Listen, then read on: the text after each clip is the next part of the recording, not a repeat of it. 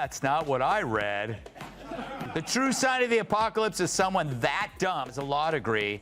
Worse, if your name has the word sun in it, there's no excuse for not knowing how an eclipse works. But it's no surprise that Joy is the one who understands science. She's been on the science diet for years. Oh no, nothing really comes to mind. I was like, should she? Listen, they're bitter, they're angry, they're entitled. Also this should have been a reset for everyone who pushed lies and misinformation. Last, they called him Hitler, they call these things. America rejected them. And instead of coming back and saying, we lied, they instead are now doubling down. So let her keep doing it, because she keeps that up. We're going to keep getting the Senate and probably the House and the White House, because people see right through your lies. So keep doing what you're doing. Game ball to Sunny. After being severely criticized by Tyrus and Greg Gutfeld, Sunny Hostin may even think about suing reality itself. What started out as just another arrogantly popular issue swiftly turned into a major television catastrophe. Tyrus revealed indisputable receipts. Gutfeld swung back with razor-sharp sarcasm, and Sunny, you've never seen Sunny this shaken. She almost caused a tantrum while she was live on television. Think again if you believe that daytime television was a secure place. This takedown may have shaken the entire table, not just... Hostin's obsession with race, it's thrown back in her face. Today's video comes to us. Sunny Hostin. Sounds like a town. We're in Hostin. She was on PBS's Finding Your Roots, show dedicated to researching celebrity ancestry. For context, Sunny is a staunch supporter of reparations and has made a fortune spewing nonsense about privilege and racial justice. Well, turns out she's not as oppressed as she claims she is. She's actually the descendant of slave owners. Draped in Chanel and brimming with righteous outrage, Sunny Hostin took her customary seat at the table, seeming as though she were going to give a master lesson in moral superiority. She began another lecture with the style of someone running for a tenure-track position at Woke University. But rather than receiving praise, she was slammed into a whirlpool of harsh reality, thanks to Tyrus and Greg Gutfeld, who were firing from a completely separate studio. The internet crowned her tirade with a meme titled, "When Delusion Meets Data," after she had been lecturing as if her views were set in stone for a moment. Sunny obviously forgot her sunscreen, and this was a roast, not The View. Greg Gutfeld dismantled her argument without even entering the building. A single viral moment, a little reasoning, and a healthy dose of sarcasm were enough. Tyrus, meanwhile, increased the stakes rather than raising his voice. Oh, I'm in shock. I just always thought of myself as Puerto Rican, half Puerto Rican. I didn't think I was. My family was originally from Spain and slaveholders. Yeah. So how are you feeling, friend? I think it's actually pretty interesting that my husband and I have shared roots. Yeah. So I do appreciate it. Tyrus gently handed out the receipts that made Sunny's entire story appear to have been scrawled on tissue paper while she waved her finger from her self-appointed talk show throne. To be honest, Sunny has already used her place on The View as an uninvited confessional. One brunch menu at a time, she has a talent for giving monologues that sound like she's recounting the collapse of civilization. Sunny once audaciously asserted that some people of color were incapable of comprehending their own political beliefs, unless, of course, those beliefs coincided with her own. Naturally, Sunny is the gatekeeper of what is legitimate in her universe, and everyone who doesn't agree is either brainwashed, ignorant, or just too uncultured for her book group. And the price of butter. Sunny gets the game ball. If it wasn't for her, asking that question, it might have been a closer election. When oh no, nothing really comes to mind. I was like, should she? Listen, they're bitter, they're angry, they're entitled. Also this should have been a reset for everyone who pushed lies and misinformation for the last, they call them Hitler, call these things. America rejected them. And instead of coming back and saying, we lied, they instead are now doubling.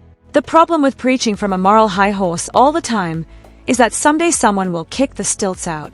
And without even entering the set, Tyrus and Greg Gutfeld accomplished just that. As Sunny thrashed like someone who brought a foam bat to a chainsaw battle, they dropped truth bombs from the sidelines that destroyed her story. When she made fun of people for being stupid, it makes one wonder, who was the one who didn't get it right? The View's seamless collapse beneath the weight of its own performance was what made it so lyrical. The flickering of the studio lights was nearly audible when the truth intruded without warning. But like background dancers in a Broadway production of Delusion, the tap dance, the co-hosts held on to their script. Ana Navarro let out a sigh so dramatic you'd think she just watched democracy burn to ashes.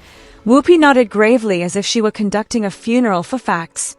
And Joy Behar inclined her head with the concentrated intensity of someone thinking ordering a lunch while feigning concern. Their brains are small. But who's the most one of all? True, none of them are in Mensa, but who's the most densa? Perhaps it's Sunny who mastered the art of making idiots look smart. Now The View could ask a mirror who's the dumbest one of all, but there's no way that glass doesn't shatter. So instead, let's check out this clip from Monday's episode of The View when the ladies put their science caps on and discuss the solar eclipse. The appeal of The View is that it is less of a conversation show and more of a coordinated swim of same-think, where truth is respectfully ignored and disagreement is treated like an infectious illness. The remainder of the table looks at Sunny like trained golden retrievers waiting for a treat whenever she makes a crazily off-base take. If you look closely, you would think a metronome was ticking right off camera because of how well the nodding is timed. Additionally, The View's emergency playback automatically activates when the story begins to falter, as it always does. Bring on the dramatic emotional outbursts, the abrupt change into victim mode, or the traditional change to a headline that is so irrelevant that it confuses the audience just long enough for them to reset. Is criticism becoming too real? Simply shout out misinformation, add a few fashionable phrases, such as dangerous rhetoric, and finish with a smug little garnish of passive-aggressive elitism. No, nothing really comes to mind. I was like, shit-ching. Listen, they're angry, they're entitled. They also this should have been a reset for everyone who pushed lies information for the last, they call them Hitler, they call these things, America rejected them. And instead of coming back and saying, we lied, they instead are now doubling down. So let her keep doing it because she keeps that up. We're going to keep getting the Senate and probably the House and the White House because people see right through your. So keep doing what you're doing. Game ball. It's a diversion masquerading as depth, not a defense. Bless their mercilessly honest souls, Tyrus and Gutfeld didn't even try to follow the peculiar daytime drama conventions of The View. Like a sardonic tag team with common sense and cultural awareness, they smashed in from the five and Gutfeld, delivering truth bombs with such ease that you'd think they were giving out breath mints. No shouting, no panic, just a cool, methodical takedown. Sunny, meanwhile, thrashed around as if attempting to slap reason out of thin air. And nothing is more devastating than witnessing a professional monologuer who is accustomed to receiving acclaim whenever they speak be silenced. She will undoubtedly return to the same table tomorrow with her usual glare and a new tirade, but let's face it, once you've been severely burned by reality, you don't recover. You stew. That was what made it so lovely. Ignorantly, the panel smiled and pressed the self-destruct button. Gutfeld and Tyrus quietly strode in, metaphorically of course, and ignited her case with a single spark of reasoning. I think that women, white women in particular, want to patriarchy here because it's to their benefit. They want to make sure that their husbands do well. They want to make sure that their sons do well. They want to make sure that their children do well. And they want to make sure that they do well. Most of the women in some of these studies are married white women, and they do fall in line with what their husbands are doing. People have to wonder, where does Sunny Hostin get her opinions? Like you said, it's obviously from her husband. She has to tell her what to say in The View. Without it, she's got nothing up there. She's not very bright. But the problem with her is that she went full. Turning what started out as just another one-woman sermon accusing the cosmos into comedic gold. The subject, America's police and crime. Naturally, Sunny Hostin responded to it with the kind of all-purpose wrath typically reserved for sour Yelp reviews and weak coffee. For those who didn't do the homework, what came next felt more like a dramatic TED Talk than well-informed critique. She depicted crime as misinterpreted protest art, police as the bad guys, and herself as the ultimate misinterpreted prophet with heavy sighs and pointed fingers. High on passion, poor on facts, and presented with the arrogance of someone who thinks trending hashtags are a kind of legislation, it was vintage Sunny. Then came Tyrus and Gutfeld, miles more prepared, uninvited, and unbothered. Instead of raising his voice, Gutfeld raised the bar. He cut through Sunny's preaching like a hot knife through smugness with cool sarcasm and real numbers. His deadpan retort struck a powerful chord. It's not even that. In The View, you don't need to find Trumpers. You need to fire your race baiters. Yeah. You need to fire the racists. You've had people. You had a McCain on there. You've had people before, and you ran them off. So the racist ones who want to stick to this, Whoopi and Sunny, and, was it Bette Midler? What's her name? Yeah, broke-ass Bette Midler. Fire them and bring people in. Maybe you could get McCain to come back. She was a...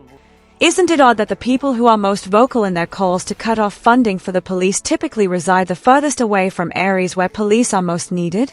The suggestion that working-class neighborhoods rely on community dialogue and wishful thinking is almost as if they prefer private protection for themselves. Sunny stopped, as if someone had asked them to divulge their Netflix password on national television. Silence did not simply descend on the room. It became flat. Problem is that you have to go after the racist people. And if be the CEO goes, you know what, I'm not going to allow a woman on my show or man that will go after white America and talk about them like dogs. That doesn't represent our ideals or better anyone.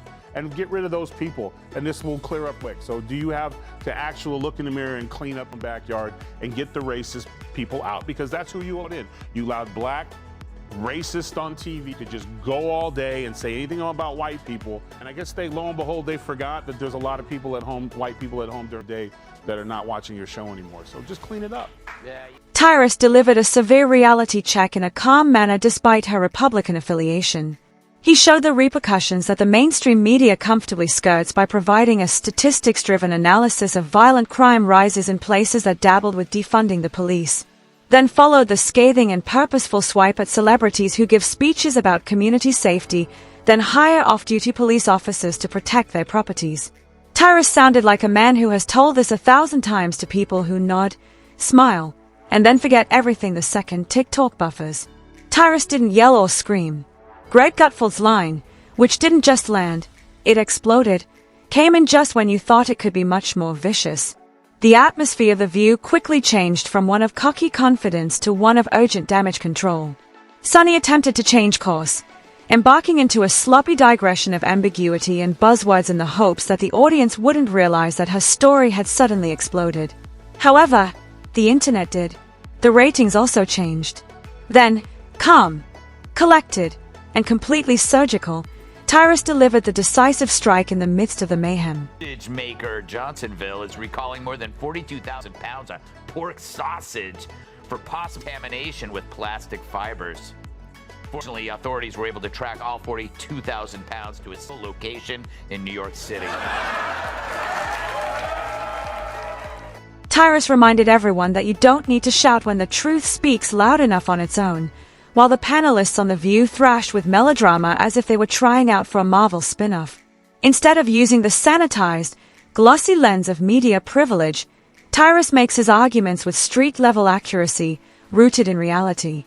This was not language that had been carefully crafted in a posh studio with ideal lighting. Rather, it was the unvarnished truth, encased in straightforward reasoning. He not only disagreed with Sunny's opinions, but he also destroyed the privileged bubble that she and her contemporaries in the media like to live in. Tyrus delivered an awkward truth while Sunny danced around as the voice of the downtrodden. So that makes Sunny Hostin, who thinks climate change caused the solar eclipse, the dumbest of them all. Because everyone knows the moon caused the eclipse, which is controlled by the View's gravitational pull. She is as much like the typical working-class person as she is like a reality TV personality. You don't speak for the people in the trenches when your biggest concern is brunch with Anna Navarro, he said nonchalantly.